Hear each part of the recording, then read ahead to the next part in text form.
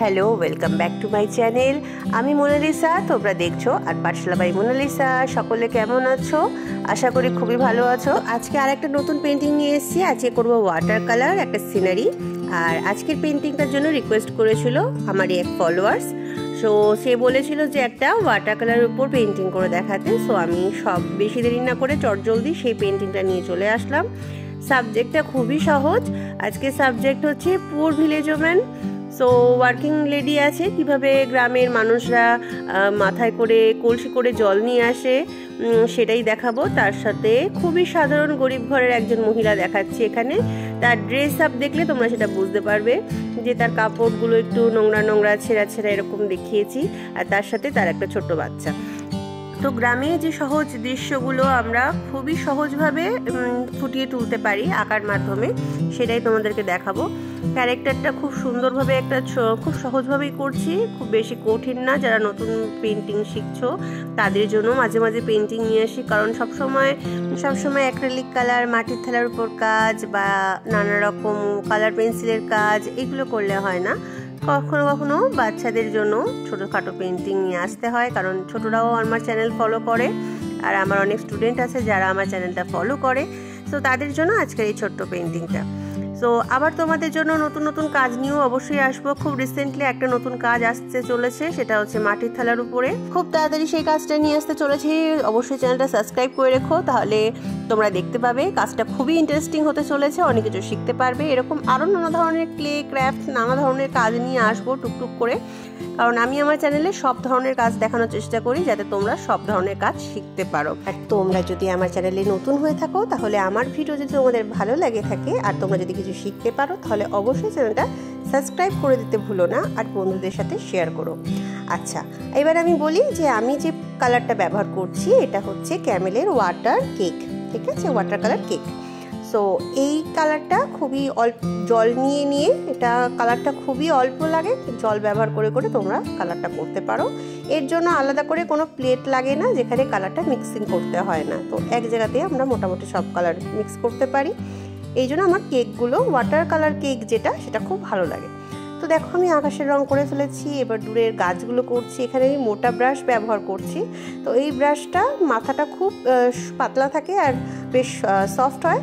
তো এই ব্রাশগুলো দিয়ে এই ধরনের ওয়াটার কালারটা করতে খুবই সুবিধা হয়।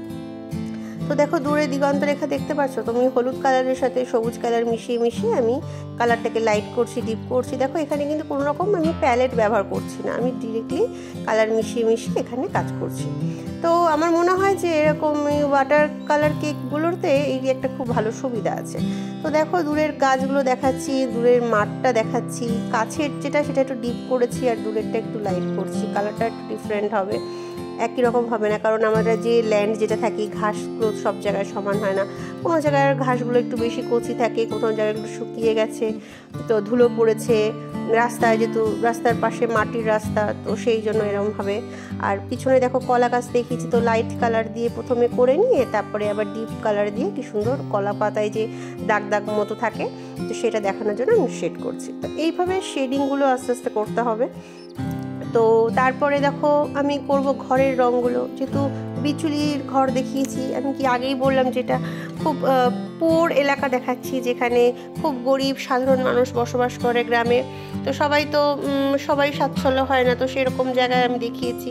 তো সেই জন্য আমি এখানে করেছি কি বিচুলির ঘর দেখিয়েছি, বিচুলির ছাওয়া ঘর যে থাকে গ্রামে সেরকম দেখিয়েছি।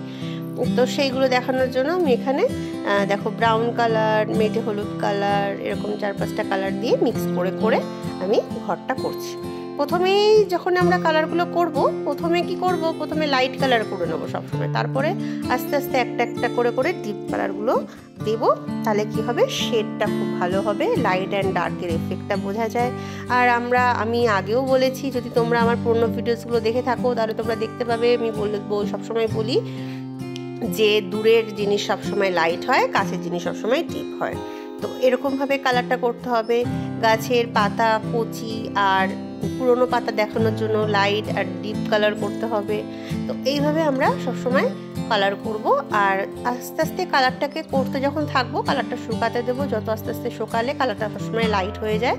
তো লাইট হয়ে গেলে আবার আরেকটা কালার শেড আমি অ্যাপ্লাই করব। এইভাবে কালার করতে হয়।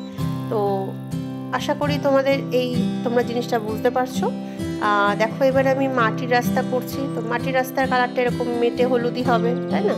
তো তার সাথে আমি একটু ব্রাউন কালার দিচ্ছি। এবার মাটির রাস্তা তো সমান হয় না, একটু এবড়ো খেবড়ো হয়, তো সেটা একটু বোঝানোর জন্য কালারটাকে আমাকে সেভাবে দিতে হবে।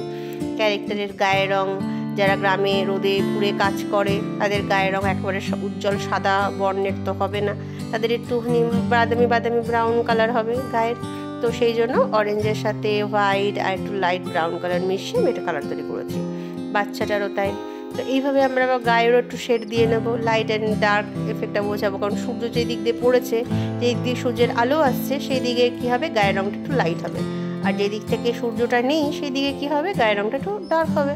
তো এইভাবে আমরা করবো। শাড়িটার ক্ষেত্রেও তাই।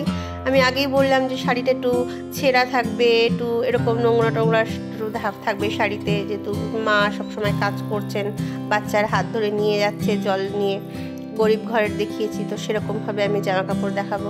তো আঁকাটা কি হবে, সবসময় সাবজেক্ট ওয়াইজ হবে, যেরকম সাবজেক্ট হবে ঠিক সেইভাবে যদি তুমি কালারটাকে করো তাহলে কালারটা দেখতে খুব সুন্দর লাগে এবং পেইন্টিংটাও দেখতে খুব সুন্দর লাগে। আর দেখো পেইন্টিংটা কিন্তু খুব ইজি, কিন্তু কালারটার উপরে তোমাকে জিনিসটাকে ফুটিয়ে তুলতে হবে, তাই না? আশা করি আমার পেইন্টিংটা তোমাদের ভালো লাগছে। যদি কোথাও ভুল ত্রুটি হয় তাহলে তোমরাও আমাকে একটু শিখিয়ে দেবে বা বলে দেবে, আমিও কিছু শিখতে পারবো। কারণ জরুরি তো নয় যে আমি সব কিছু জানি, আমিও ভুল করতে পারি, তাই না? তো ফাইনাল একটু টাচ আপ দিয়ে আজকের কাজটা মোটামুটি শেষ হয়ে গেল। কেমন লাগলো অবশ্যই জানিও। আবার নতুন কাজ নিয়ে আসছি খুব তাড়াতাড়ি এবং অন্য রকমের কাজ নিয়ে আসবো। ভালো থেকো, টাটা।